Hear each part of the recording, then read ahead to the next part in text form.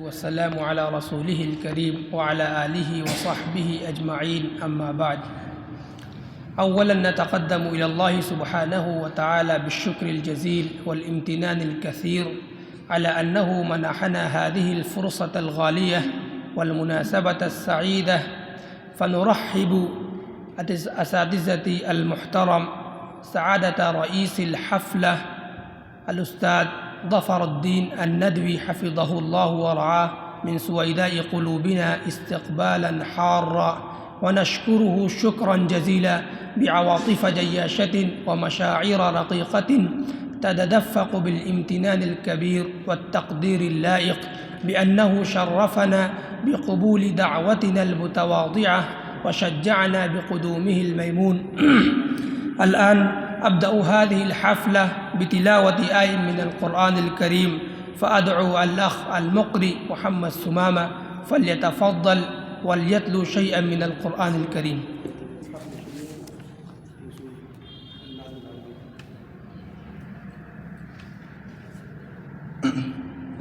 السلام عليكم ورحمة الله وبركاته.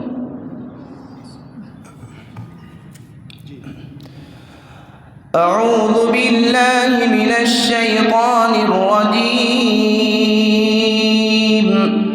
بسم الله الرحمن الرحيم. والشمس وضحاها والقمر إذا تلاها والنهار إذا جلاها والليل إذا يغشاها والسماء وما والأرض وما طحاها ونفس وما سواها فألهمها فجورها وتقواها قد أفلح من زكاها وقد خاب من دساها كذبت ثمود بطغواها إذ انبعث أشقاها فقال لهم رسول الله ناقة الله وسقياها فكذبوه فعقروها فدمدم عليهم ربهم بذنبهم فسواها ولا يخاف عقباها. صدق الله العظيم.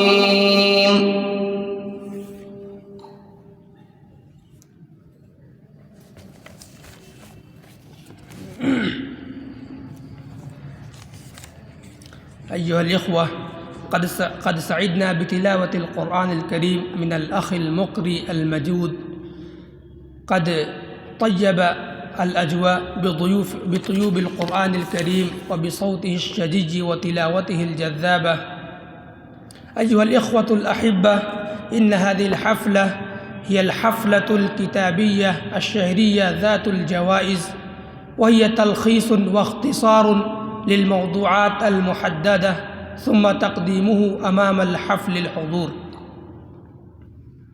كما أنكم تعلمون أيها الإخوة أن اللغة العربية لغة حية راقية خالدة تمتاز بين زميلاتها الأخرى وتفوق جميع اللغات الموجودة في العالم كله بوفرة كلماتها وتنوع أساليبها وعذوبة منطقها ووضوح بيانها وجزالة ألفاظها وروعة تعبيراتها.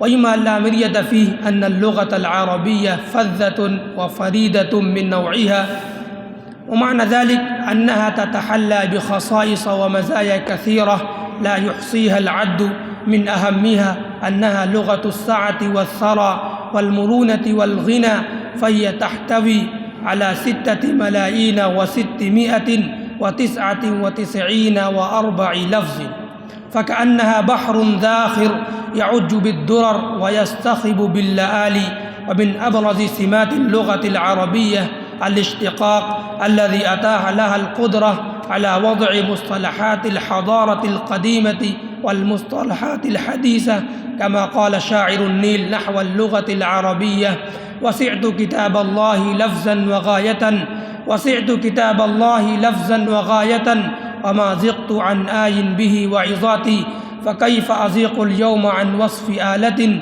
وتنسيق أسماع لمخترعات. أيها الإخوان، إن اللغة العربية لغة القرآن والحديث، ولغة سيدنا محمد صلى الله عليه وسلم، ولغة أهل الجنة. لا نستطيع أن نتدبر القرآن ولا نستطيع أن نفهمهما إلا أن نكون كاملين ومترسخين في اللغة العربية، ونكون على صلة دائمة باللغة العربية. ولذلك يجب علينا أن نساهم في مثل هذه الحفلات والبرامج، ونجعل أنفسنا قادرة على الكتابة والخطابة والبيان. والآن لا أريد أن أطيل عليكم الكلام، فإن الوقت محدود ومحدد، فلذلك قبل أن أدعو المساهم الأول أنا أرحب أستاذي المحترم صاحب الحكم الأستاذ محمد أمجد الندوي حفظه الله ورعاه بأنه شرفنا بقدومه الميمون.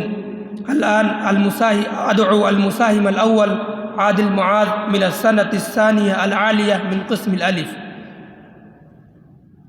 إنه من الغائبين. سفيان غني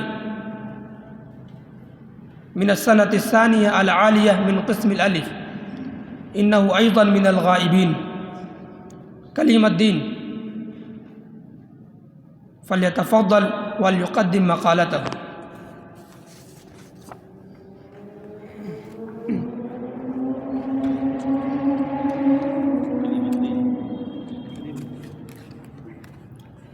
السلام عليكم ورحمة الله وبركاته. حامدا ومصليا، أما بعد، رئيس هذه الحفلة المبجل وحضرات الحكم، أحبائي وزملائي الحضور في هذه الحفلة الكتابية الشهرية، أريد أن ألقي أمامكم مقالتي. وموضوع مقالتي اليوم خصائص حضاراتنا. أيها المستمعون الكرام، إن حضارتنا حلقة من سلسلة الحضارات الإنسانية، وسنتعرف في الموضوع الذي بين أيدينا إلى روائع الحضارة الإسلامية ودورها في تاريخ التقدم الإنساني، ومدى ما قدمته في ميدان العقيدة والعلم والخلق والحكم والفن والأدب من أياد خالدة على الإنسانية. وأبرز ما يلفت نظر الدارس لحضارتنا أنها تتميز بالخصائص الكبرى. إن من خصائص حضارتنا الوحدة المطلقة في العقيدة، فهي أول حضارة تنادي بالإله الواحد الذي لا شريك له في ملكه وحكمه، كما كان لهذه العقيدة أثر كبير في الحضارات الإسلامية تكاد تتميز عن كل الحضارات السابقة. ومن خصائص حضارتنا أنها إنسانية الهدف، عالمية الرسالة، فالقرآن الكريم أعلن وحدة النوع الإنساني مع تنوع أعراقه ومنابته ومواطنه. وكل حضارة تستطيع أن تفاخر بالعباقرة من أبناء جنس واحد وأمة واحدة إلا الحضارة الإسلامية، فإنها تفاخر بالعباقرة الذين أقاموا صرحها من جميع الأمم والشعوب، فالإمام أبو حنيفة والإمام مالك والشافعي وأحمد والخليل والغزالي والفارابي وأمثالهم ممن اختلفت أوطانهم هم عباقرة الحضارة الإسلامية. أيها الحاضرون، ومن خصائص حضارتنا أنها تؤمن بالعلم في أصدق أصوله، وترتكز على العقيدة في أصفى مبادئها، فقد خاطبت العقل والقلب معا، وأثارت العاطفة والفكر في وقت واحد، وهي ميزة لم تشاركها فيها حضارة في التاريخ. فمن المساجد في بغداد ودمشق والقاهرة وقرطبة وغرناطة انطلقت أشعة العلم إلى أنحاء الدنيا كلها. إن الحضارة الإسلامية هي الوحيدة التي لم تفصل فيها الدين عن الدولة، مع نجاتها من كل مآسي المزج بينهما كما عرفته في القرون الوسطى. وآخر ما نذكره من خصائص حضارتنا هذا التسامح الديني العجيب الذي لم تعرفه حضارة مثلها قامت على الدين. فصاحب الدين الذي يؤمن بأن دينه حق وأن عقيدته أفضل العقائد وأصحها، ثم يتاح له أن يحمل السيف ويفتح المدن، ثم لا يظلم في الحكم أو ينحرف عن سنن العدالة أو يجبر الناس على اتباع دينه. هذا هو الدين الذي قامت عليه حضارتنا الإسلامية. يا إخوتي في الله، هذه هي بعض خصائص حضارتنا وميزتها في التاريخ الحضارات التي لم توجد في أي حضارة سابقة، ولقد كانت بذلك محل إعجاب العالم ومهوى أفئدة الأحرار والأذكياء من جنس ودين. فأكتفي بهذه الكلمات.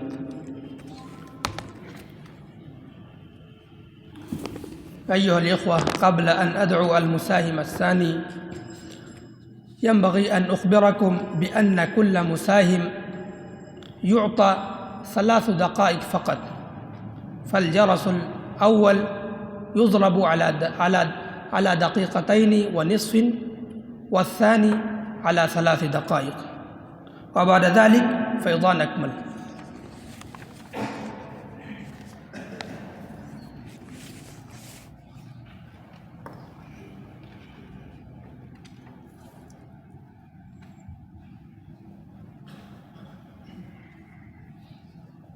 السلام عليكم ورحمة الله وبركاته. الحمد لله رب العالمين، والصلاة والسلام على سيد المرسلين محمد بن عبد الله الأمين وعلى آله وصحبه أجمعين. أما بعد، رئيس الحفلة المبجل وإخواني الأعزة، إني أقدم إليكم المقالة المختصر حول الموضوع خصائص حضارتنا. يعرف الحضارة بعض الكاتبين في تاريخها بأنها نظام اجتماعي يعين الإنسان على الزيادة من إنتاجه الثقافي، وتتألف الحضارة من العناصر 4 الرئيسية: الموارد الاقتصادية، والنظم السياسية، والتقاليد الخلقية، ومتابعة العلوم والفنون، والاضطراد الحضارة وتقدمها عوامل متعددة من جغرافية واقتصادية ونفسية كالدين واللغة والتربية.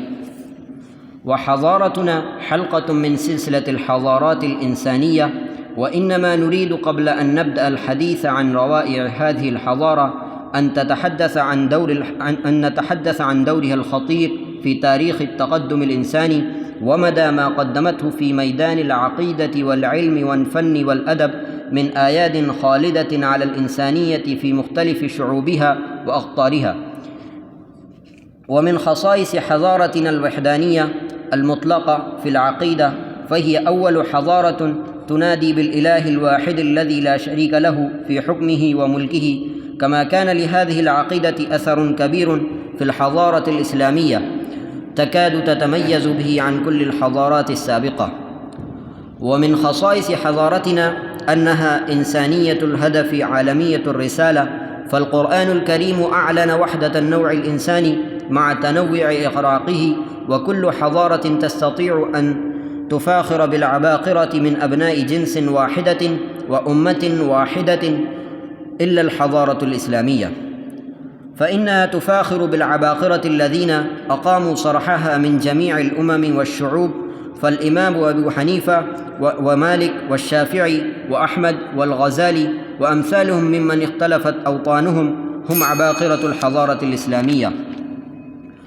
ومن خصائص حضارتنا أيضا أنها تؤمن بالعلم في أصدق أصوله، وترتكز على العقيدة في أصفى مبادئها، فقد خاطبت العقد والقلب معا، وآثارت العاطفة في الفكر والتاريخ. فمن المساجد في بغداد ودمشق والغرناطة وقرطبة انطلقت أئمة العلم إلى أنحاء الدنيا كلها.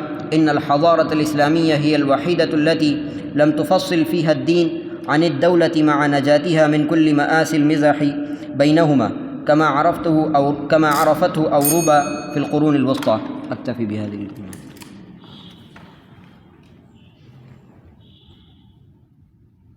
محمد سيف الدين.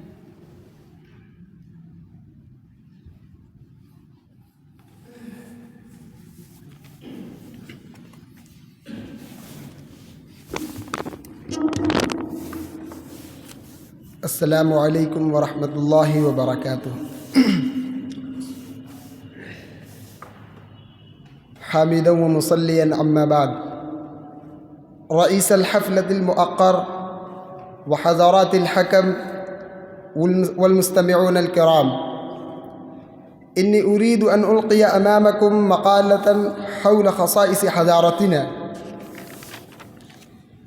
إن حضارتنا حلقة من سلسلة الحضارات الإنسانية، سبقتها حضارات وستتبعها حضارات، وقد كان لقيام حضارتنا عوامل ولانهيارها أسباب. إن أبرز ما يلفت النظر الدارس لحضارتنا أنها تميزت بالخصائص التالية: الأول، إنها قامت على أساس الوحدانية المطلقة في العقيدة، فهي أول حضارة تنادي بالإله الواحد الذي لا شريك له في حكمه وملكه، وهو وحده الذي يعبد، وهو وحده الذي يقصد، كما جاء في القرآن الكريم: إياك نعبد وإياك نستعين. وهو الذي يعز ويذل ويعطي ويحرم، وما من شيء في السماوات والأرض إلا وهو تحت قدرته وفي متناول قبضته. وثاني خصائص حضارتنا أنها إنسانية النزعة والهدف، عالمية الأفق والرسالة. فالقرآن الذي أعلن وحدة النوع الإنساني رغم تنوع أعراقه ومنابته ومواطنه، في قوله تعالى: يا أيها الناس إنا خلقناكم من ذكر وأنثى وجعلناكم شعوبا وقبائل لتعارفوا إن أكرمكم عند الله أتقاكم. وثالث خصائص حضارتنا أنها جعلت للمبادئ الأخلاقية المحل الأول في كل نظمها ومختلف ميادين نشاطها. ورابع هذه الخصائص أنها تؤمن بالعلم في أصدق أصوله، وترتكز على العقيدة في أصفى مبادئها، فهي خاطبت العقل والقلب معا، وأثارت العاطفة والفكر في وقت واحد، وهي ميزة لم تشاركها فيها حضارة في التاريخ. وسر العجب في هذه الخاصة من خصائص حضارتنا أنها استطاعت أن تنشئ نظاما دولة قائمة على مبادئ الحق والعدالة. وخامس هذه الخصائص التسامح الدين العجيب الذي لم تعرفه حضارة مثلها قامت على الدين. وحسبنا أن نعرف أن حضارتنا تنفرد في التاريخ بأن الذي أقامها دين واحد، ولكنها كانت للأديان جميعا. إن الغاية من الحضارة هي أن تقرب الإنسان من ذروة السعادة، وقد عملت لذلك حضارتنا ما لم تعمله حضارة في الشرق والغرب. هذه هي الخصائص لحضارتنا تمتاز عن الحضارات. أكتفي بهذه الكلمات.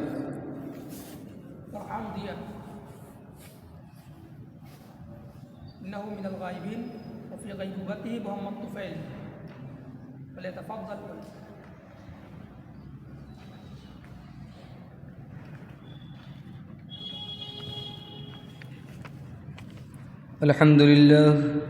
الحمد لله الواحد الأحد، والصلاة والسلام على النبي المبعوث إلى الأحمر والأسعد.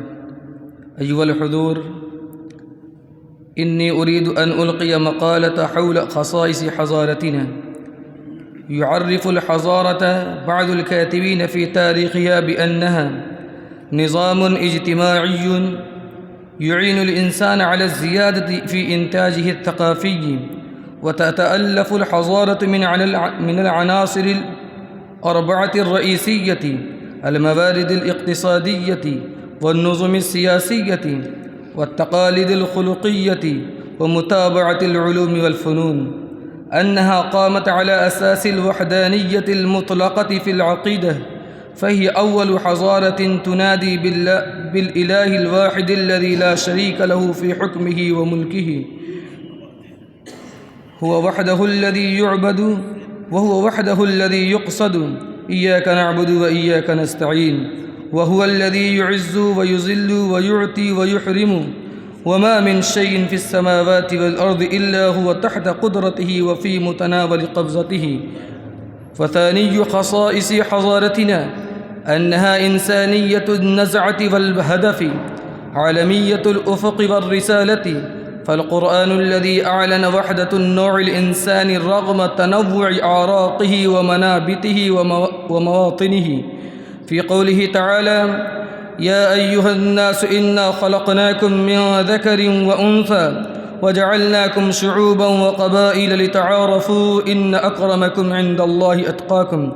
إن القرآن حين أعلن هذه الوحدة الإنسانية العالمية على صعيد الحق والخير والكرامة جعل حضارته عقدا تنظيم فيه جميع الأبقريات للشعوب والأمم التي خفقت فوقها راية الفتوحات الإسلامية، ولذلك كانت كل حضارته تستطيع أن تفاخر بالعباقرة من أبناء جنس واحد وأمة واحدة، إلا الحضارة الإسلامية فأنها تفاخر بالعباقرة الذين أقاموا صرحها من الأمم والشعوب، فأبو حنيفة ومالك والشافعي وأحمد والخليل وسيبويه والغزالي وأمثالهم ممن اختلف أصولهم وتباينت أوطانهم ليسوا إلا عباقرة قدمت فيهم الحضارة الإسلامية إلى الإنسانية بأنها خير أمة أخرجت للناس. أكتفي بهذا الكلمة.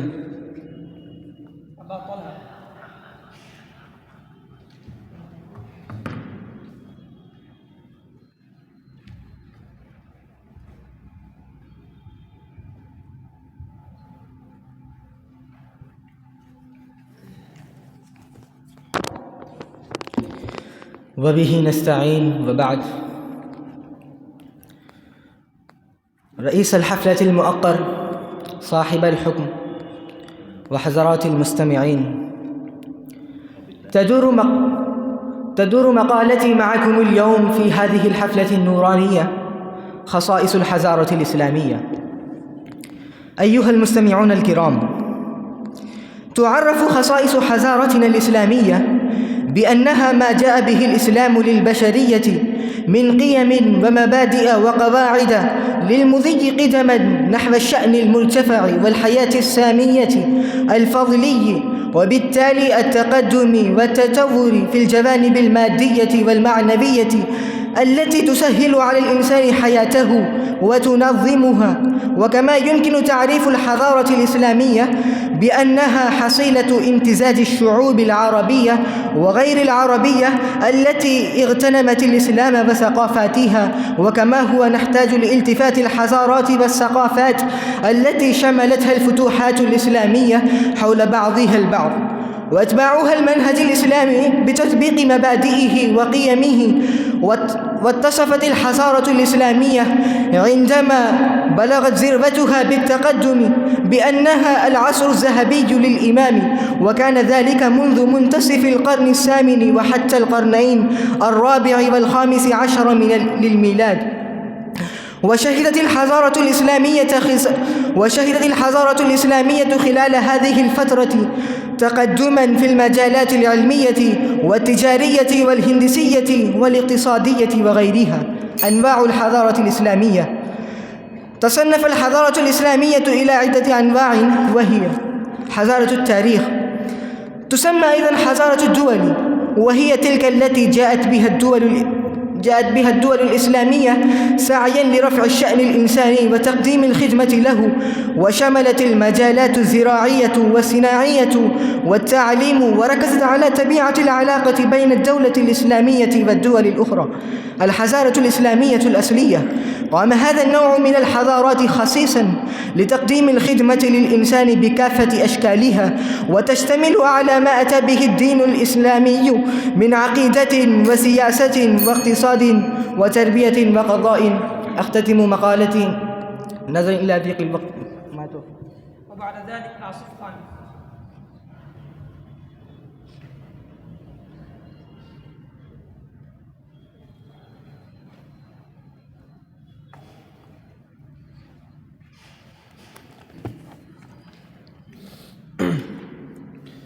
بسم الله الرحمن الرحيم، وبك نستعين، والحمد لك يا رب العالمين، والصلاة والسلام على سيد الأنبياء والمرسلين محمد وآله وصحبه أجمعين. أما بعد، رئيس الحفلة الكريمة وإخواني الأعزة، إنني أقدم إليكم المقالة المختصرة حول الموضوع خصائص حضارتنا الإسلامية. يعرف الحضارة بعض الكاتبين في تاريخها بأنها نظام اجتماعي يعين الإنسان على الزيادة من إنتاجه الثقافي، وهذه الحضارة من العناصر الأربع الرئيسية: الموارد الاقتصادية، والنظم السياسي، والتقاليد الخلقية، ومطابعة العلوم والفنون. ولإطراد الحضارة وتقدمها عوامل متعددة من جغرافية واقتصادية ونفسية كالدين واللغة والتربية. وهذه حضارتنا حلقة من سلسلة الحضارات الإنسانية، وإنما نريد قبل أن نبدأ الحديث عن روائع هذه الحضارة أن نتحدث عن دورها الخطير في تاريخ التقدم الإنساني، ومدى ما قدمته في ميدان العقيدة والعلم والفن والأدب من آيات خالدة على الإنسانية في مختلف شعوبها وأقطارها. ومن خصائص حضارتنا الوحدانية المطلقة في العقيدة، فهي أول حضارة تنادي بالإله الواحد الذي لا شريك له في حكمه وملكه، كما كان لهذه العقيدة أثر كبير في الحضارة الإسلامية تكاد تتميز عن كل الحضارات السابقة. ومن خصائص حضارتنا أنها إنسانية الصدف، عالمية الرسالة، فالقرآن الكريم أعلن وحدة النوع الإنساني مع تنوع أعراقه، وكل حضارتنا تستطيع أن تفاخر بالعباقرة. ومن خصائص حضارتنا أيضاً أنها تؤمن بالعلم في أصدق أصوله، وترتكز على عقيدة في عسف مواديها، فقد خاتب على العقل والقلب معاً، وأثارت العاطفة والفكر في التاريخ، فمن المساجد في بغداد ودمشق والقاهرة وقرطبة وغرناطة. أكتفي بهذه الكلمة.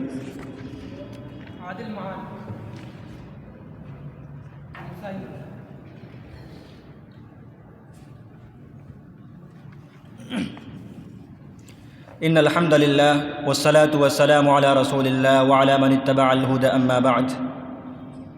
رئيس الحفل المبجل وإخواني الأحبة، موضوع مقالتي اليوم خصائص حضارتنا.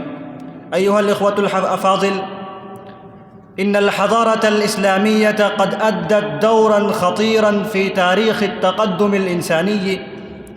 هذه الحضارة رفعت الإنسانية إلى مدى عز وشرف بما قدمته في ميدان العقيدة والعلم والخلق والحكم والفن والأدب من أياد خالدة على الإنسانية في مختلف شعوبها وأقطارها. إن أبرز ما يلفت نظر الدارس لحضارتنا أنها تميزت بالخصائص التالية: الأول، أنها قامت على أساس الوحدانية المطلقة في العقيدة، فهي أول حضارة تنادي بالإله الواحد الذي يعبد والذي يقصد، إياك نعبد وإياك نستعين. إن هذه العقيدة الوحدانية لها أثر كبير في رفع مستوى الإنسان وتحرير الجماهير من طغيان الملوك والأشراف والأقوياء ورجال الدين، وتصحيح العلاقة بين الحاكمين والمحكومين، وتوجيه الأنظار إلى الله وحده وهو خالق الخلق ورب العالمين. وثاني خصائص حضارتنا أنها إنسانية النزعة والهدف، عالمية الأفق والرسالة.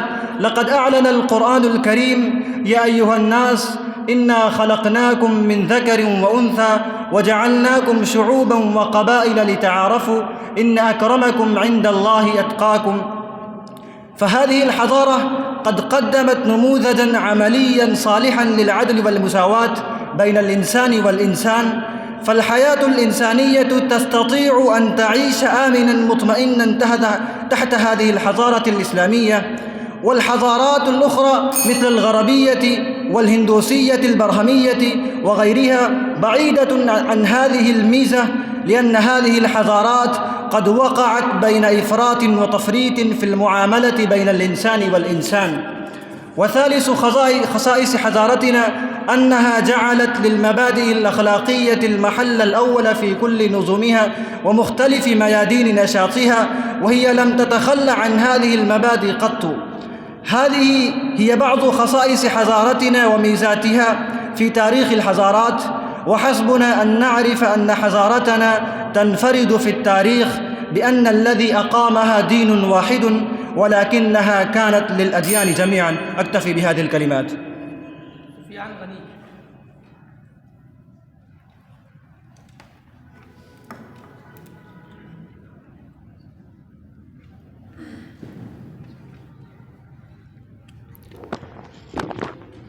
نحمدك يا رب العالمين وبك نستعين، وصل وسلم على نبيك الكريم. صاحب الفضيلة وإخواني الأعزاء، من المعلوم لدينا أن موضوعنا اليوم خصائص حضارتنا. هذا فصل من فصول الكتاب من روائع حضارتنا للشيخ مصطفى السباعي رحمه الله. سألخص بينكم مما ذكره في هذا الفصل. أيها الإخوة، الحضارة هي الجهد الذي يقدم لخدمة الإنسان في كل ناحية من نواحي حياته، أو هي التقدم في المدنية والثقافة معا. ويعرفها بعض الكتاب بأنها نظام اجتماعي يعين الإنسان على الزيادة من إنتاجه الثقافي. عناصرها الرئيسية: الحضارة تتألف من العناصر الأربعة الرئيسية: الموارد الاقتصادية، النظم السياسية، التقاليد الخلقية، متابعة العلوم والفنون. إخواني، حضارتنا حلقة من سلسلة الحضارات الإنسانية، سبقتها حضارات وستتبعها حضارات، ولكن الحضارة الإسلامية في ذاتها وجوهرها إسلامية خالصة، وهي تختلف عن غيرها من الحضارات اختلافا كبيرا.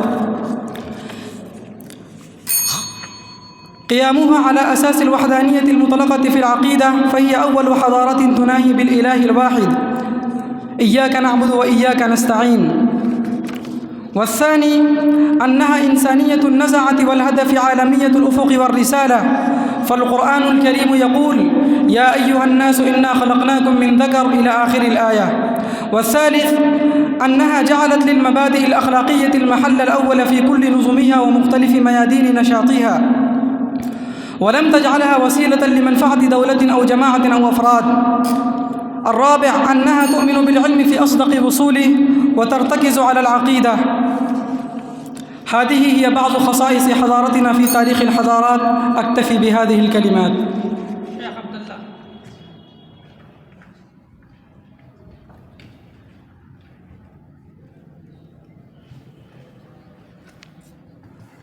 السلام عليكم ورحمة الله وبركاته.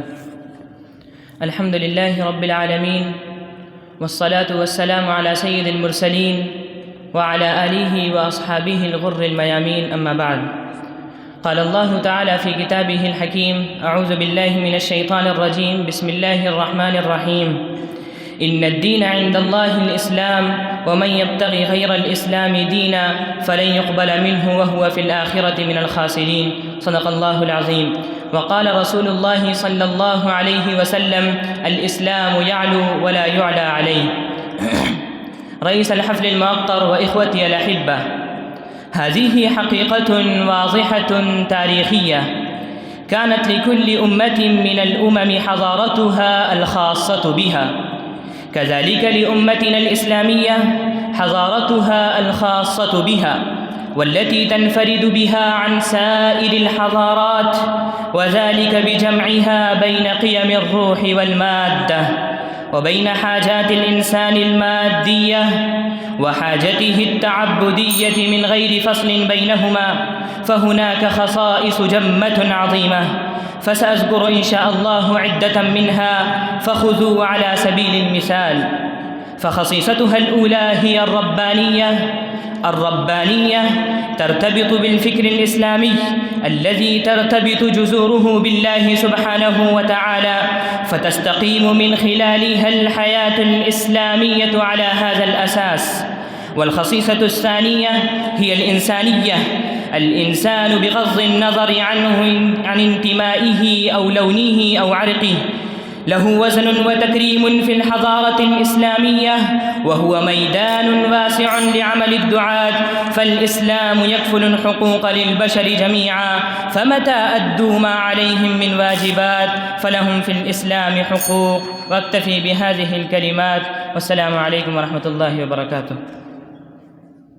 محمد حذيفة فاروق من السنة الأولى للعالية. أخبرهم كما اتفقنا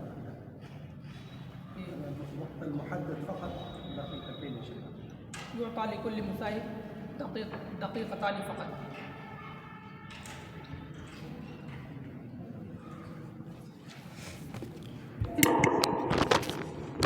بسم الله الرحمن الرحيم، والصلاة والسلام على سيد المرسلين وعلى آله وصحبه أجمعين، أما بعد، فيا أيها الإخوة، إني أريد أن أقدم إليكم المقالة حول الموضوع الشيخ محمد علي المنقري رحمه الله، نبذة من حياته.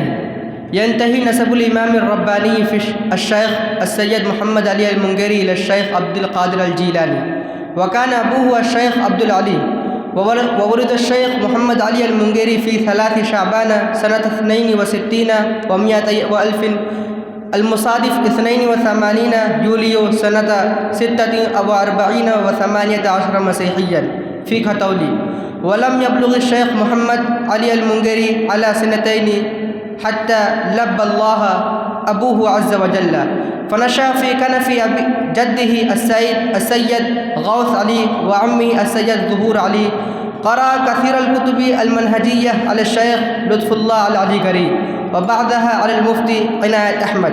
لما توفي جده وعمه نشأت في ذهنه فكرة زيارية المدينة المنورة، ولكن أحواله الاقتصادية لم توافقه، فأكمل دراسة الكتب المعقولة والمنقولة في مدرسة فيض عام بكانفور، وبعدها جلس للتدريس مع أنه يرغب عن علوم المنطق والفلسفة، ويتوق إلى دراسة القرآن والسنة، ودرس كتب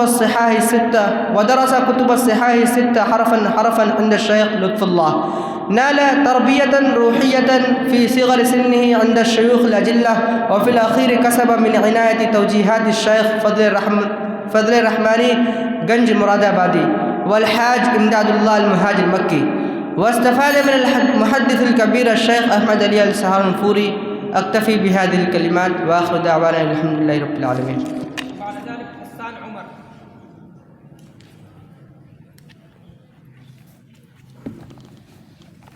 الحمد لله رب العالمين، وصلى الله على النبي الكريم وعلى آله وصحبه أجمعين، أما بعد.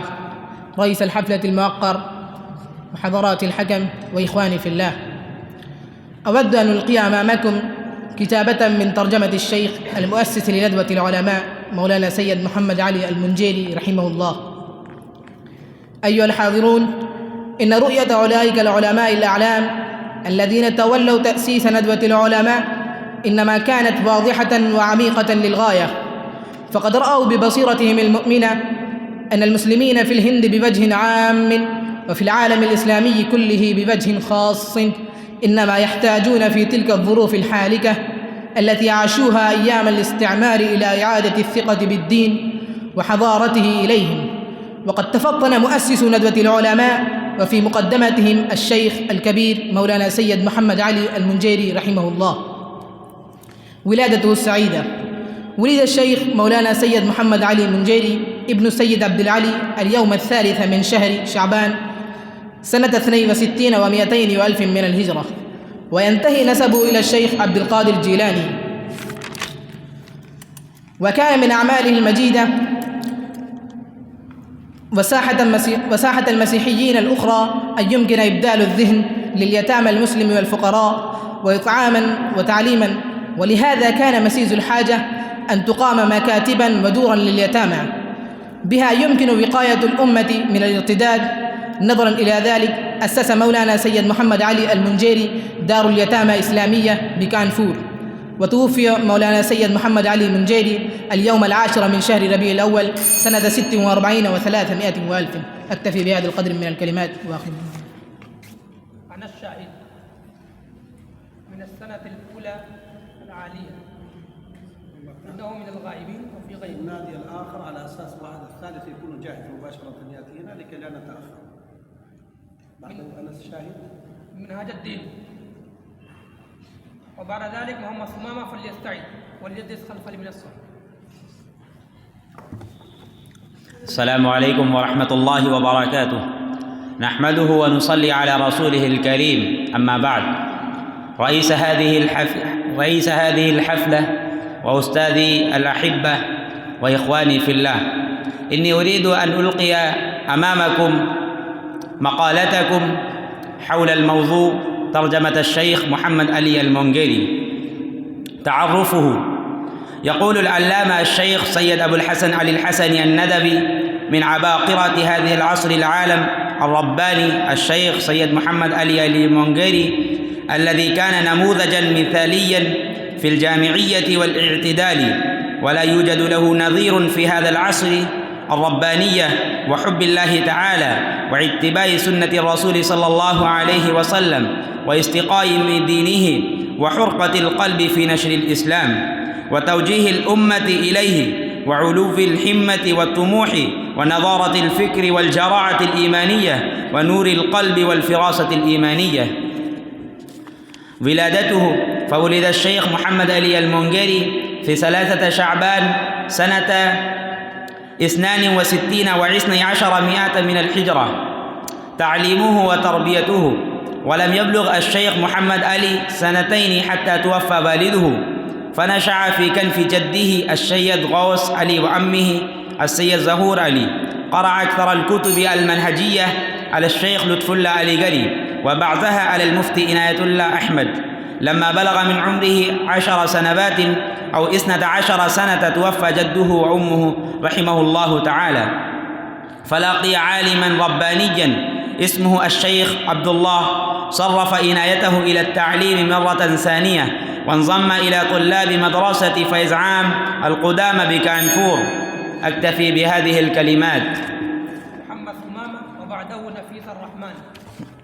وليتفضل وليجلس خلف المنصة. نحمده ونصلي على رسوله الكريم. أريد أن أقدم أمامكم حول الموضوع الشيخ محمد علي المنغيري رحمه الله. يقول العلامة الشيخ السيد أبو الحسن علي الحسني الندبي في مقدمة كتاب: العالم الرباني الشيخ السيد محمد علي المنغيري، حياته وآثاره للأستاذ محمد الحسني، وهو يسلط الضوء على الانحطاط السياسي العام واضمحلال الفكري للمسلمين في هذا العصر.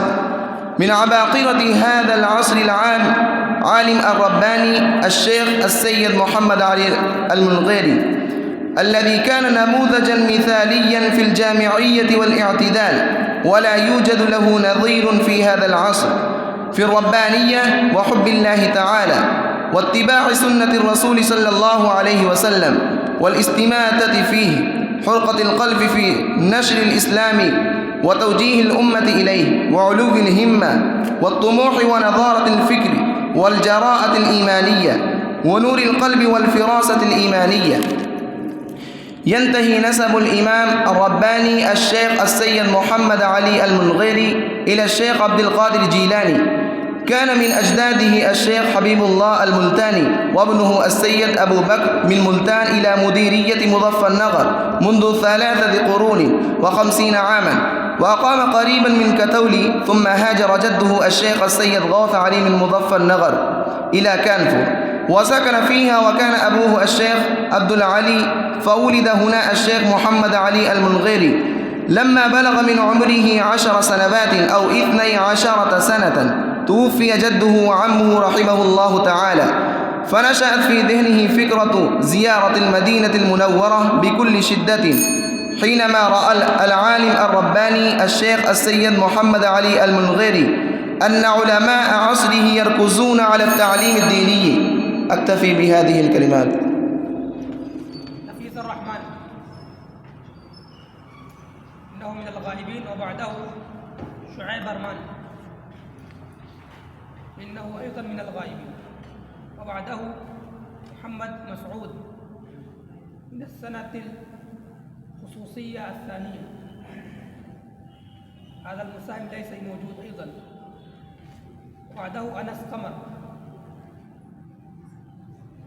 إنه أيضا من الغائبين، وبعده محمد عمير. طيب الذي بعده يأتي ويجلس هنا. إسحاق أحمد. بسم الله الرحمن الرحيم. نحمده ونصلي على رسوله الكريم رئيس هذه الحفلة وأساتذتي الأجلة وإخواني في الله.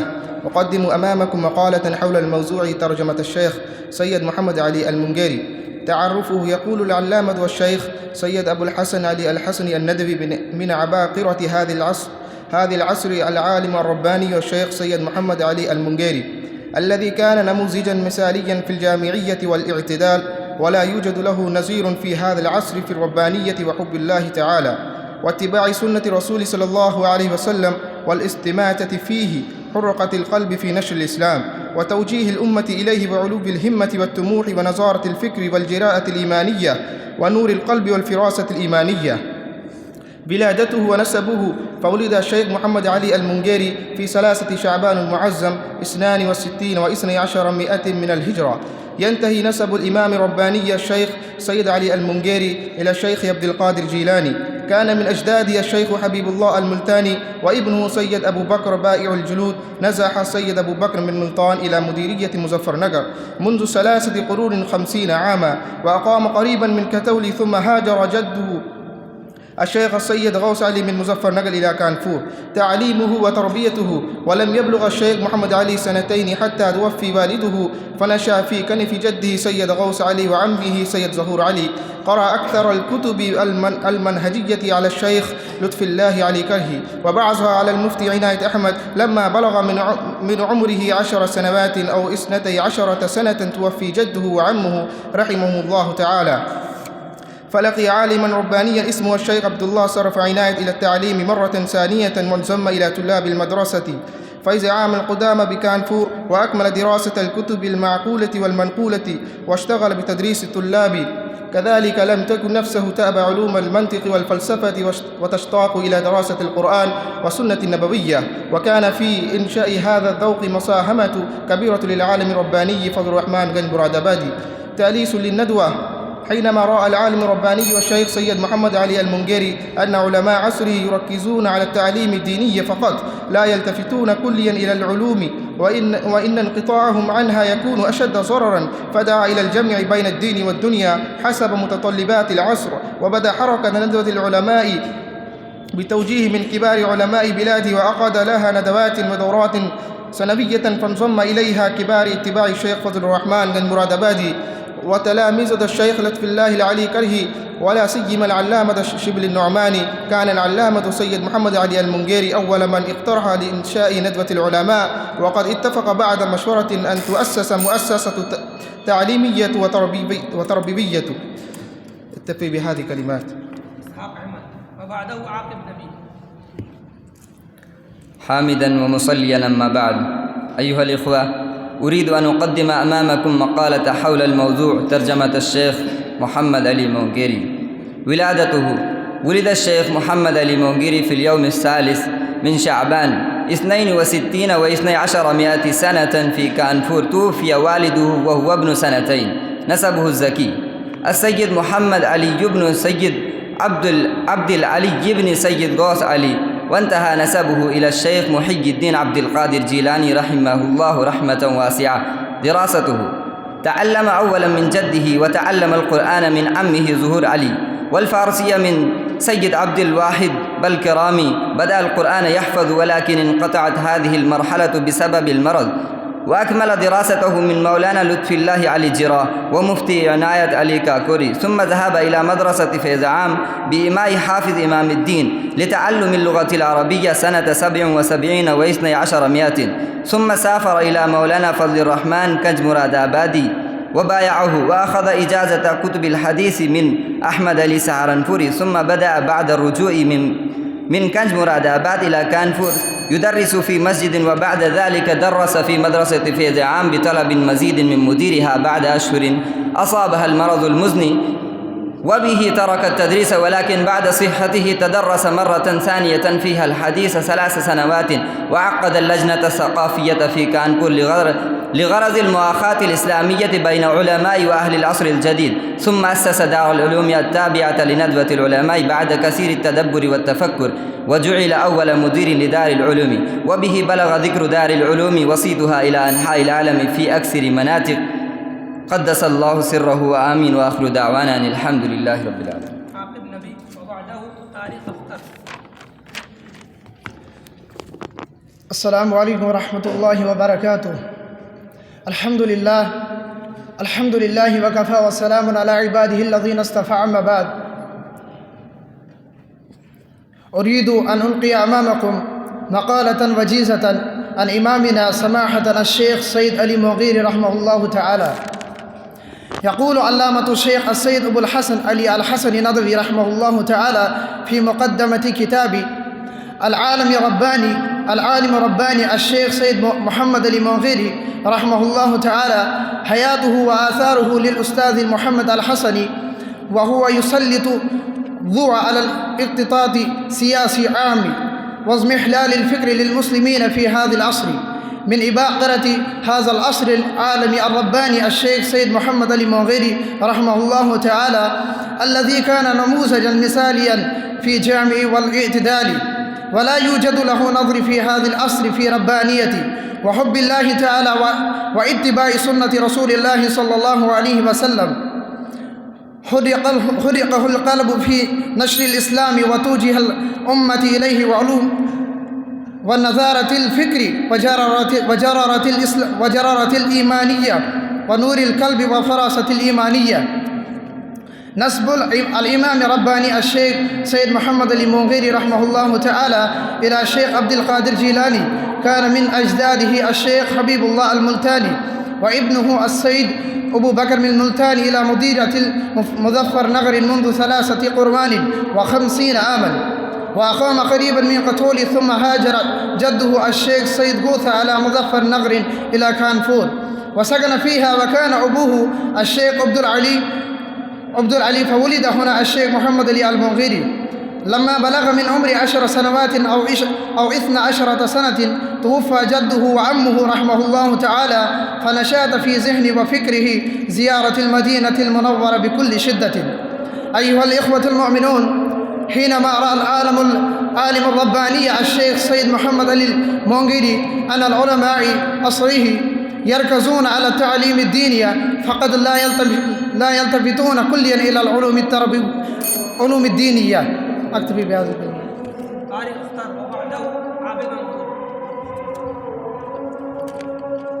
السلام عليكم ورحمة الله. الحمد لله رب العالمين، والصلاة والسلام على رسوله الكريم. أما بعد، رئيس الحفلة المؤقر وحضرات الحكم والمستمعون الكرام، إني أريد أن ألقي أمامكم مقالة وجيزة عن إمامنا سماحة الشيخ السيد محمد علي المنكيري رحمه الله رحمة واسعة.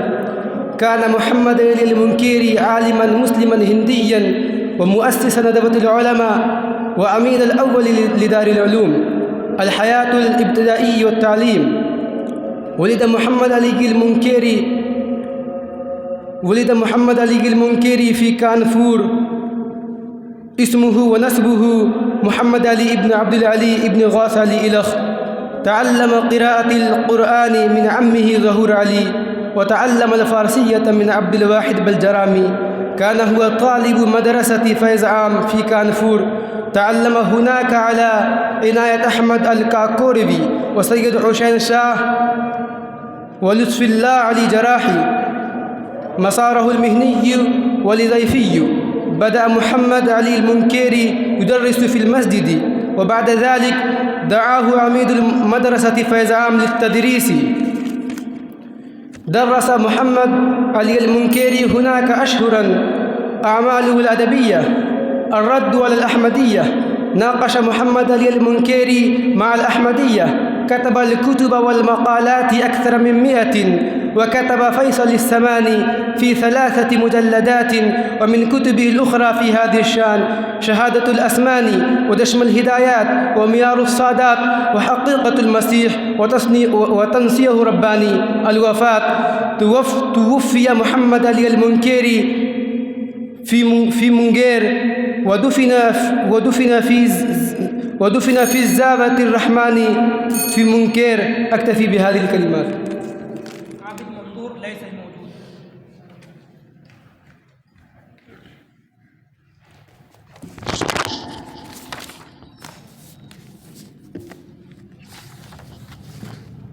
أيها الإخوة، قد انتهت سلسلة المساهمين، فالآن نلتمس من سعادة رئيس الحفلة أن يتحفنا بكلماته الرشيدة وتوجيهاته النافعة تكون لنا زادا في رحلتنا العلمية. أولا الشيخ أمجد. لا ليس في الوقت سعة. لا في مجال. تفضل التوجيهات.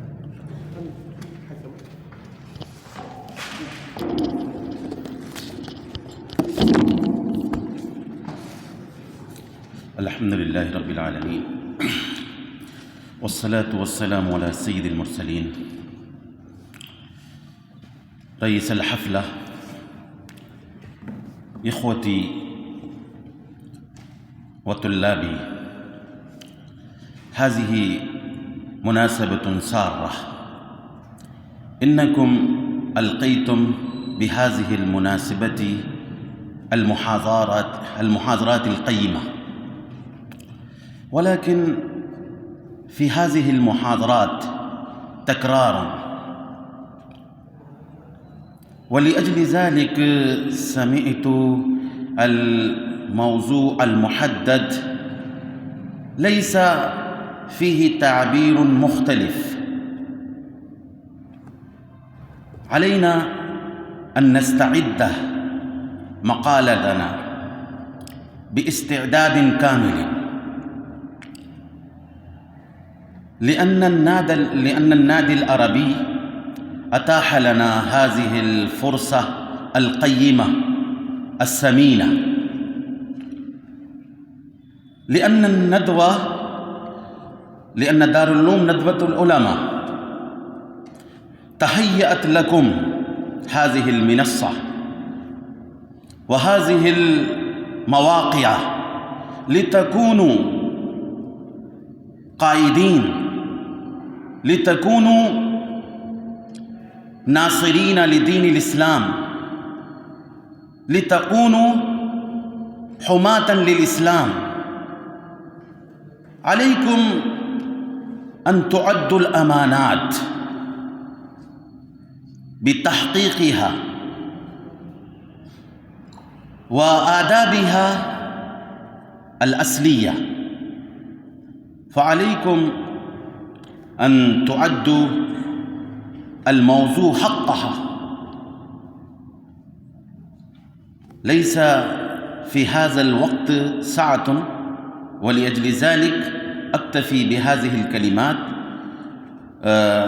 وأنادي الشيخ رئيس هذه الحفلة الشيخ ظفر الدين الندوي إن شاء الله يلقي عليك أمامكم محاضرة قيمة إن شاء الله.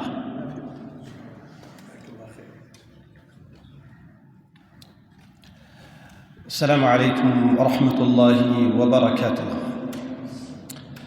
الحمد لله رب العالمين، وأصلي وأسلم على رسوله الأمين محمد وعلى آله وصحبه أجمعين. باديا ذي بدء نحمد الله عز وجل الذي جمعنا في هذا المكان المبارك لنستمع عن بعض المواضيع الأساسية بشأن حضارتنا، وكذلك عن مؤسس دار العلوم التابعة لندوة العلماء. أيها الإخوة، أيها الطلاب، ما يسعنا في هذا الوقت أن نتكلم عن هذين الموضوعين، ولكن هناك بعض الملاحظات التي أشار إليها صاحب الفضيلة الشيخ أمجد الندوي حفظه الله، فأكتفي على بعض الملاحظات خلال إلقائكم وإعدادكم لهذه المقالات. أولاً، أنتم تعرفون أن الكتابة هي القوة.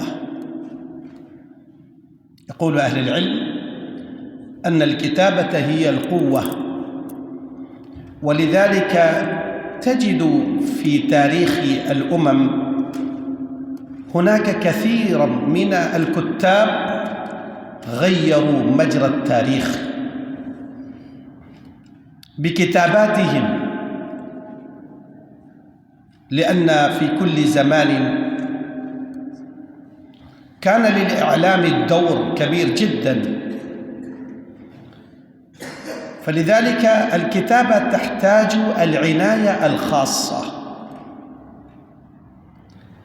أولا، لا بد لطالب العلم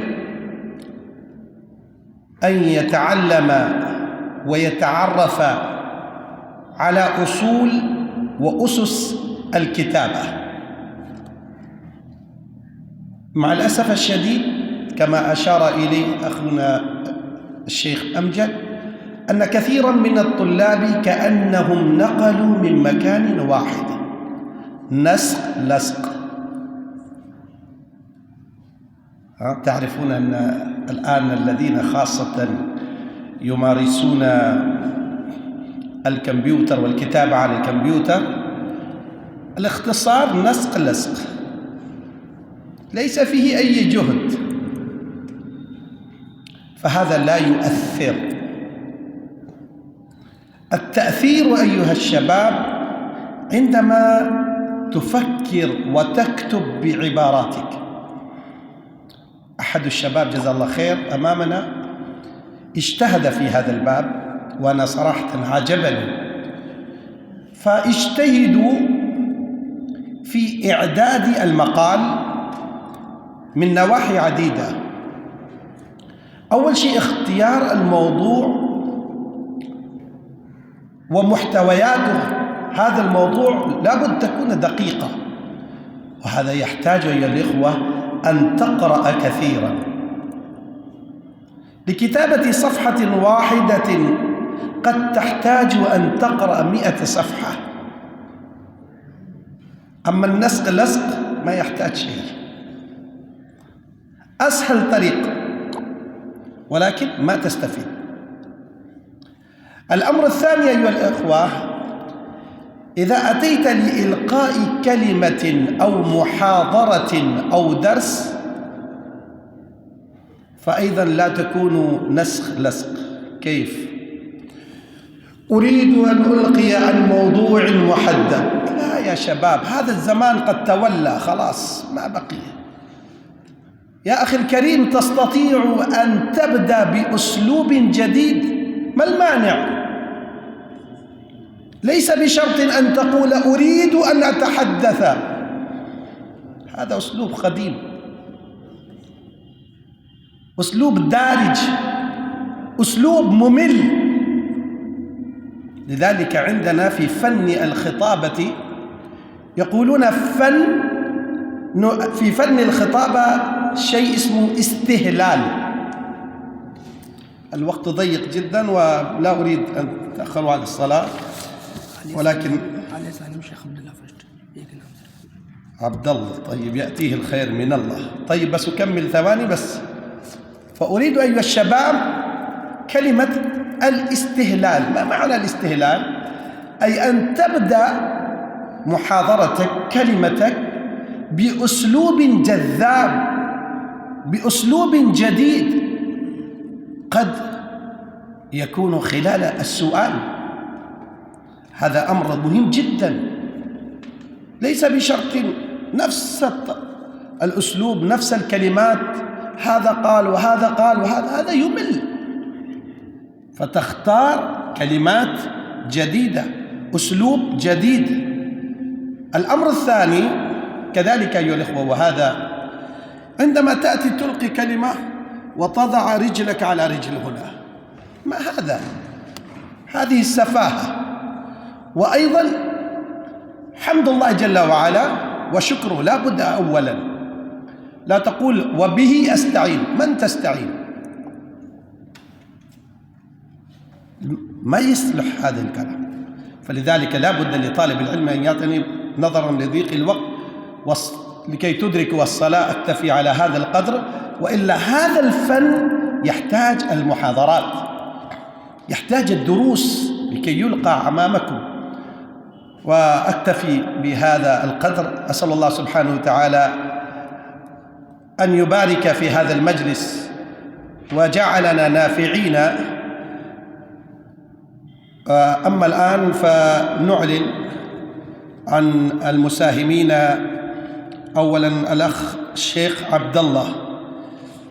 أين الشيخ عبد الله؟ يأتيه الخير من الله. طيب هناك عبد الله جابها، ما شاء الله، موفق الأخ، ما شاء الله، كان أسلوبك راقي وكلماتك كانت معبرة. شكرا لك على هذا الإعداد. أما في الطبقة الثانية الشيخ إسحاق أحمد، فليتفضل مشكورا. ما شاء الله، وفقت، بارك الله فيك. إلى الأمام. مولانا حذيفة فاروق من السنة الأولى، تفضل. حسان عمر.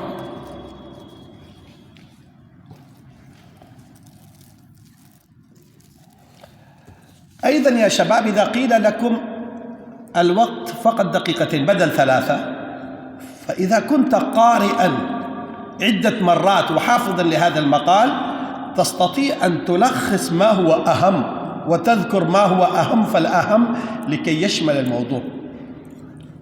نكتفي لكي تدركوا الصلاة. وخلاص يا شيخ، نكتفي على هذا القدر، وصلى الله وسلم على نبينا محمد. نشكرك شكرا جزيلا لأنه شرفنا بقدومه الميمون. الآن أعلن بانتهاء الحفلة.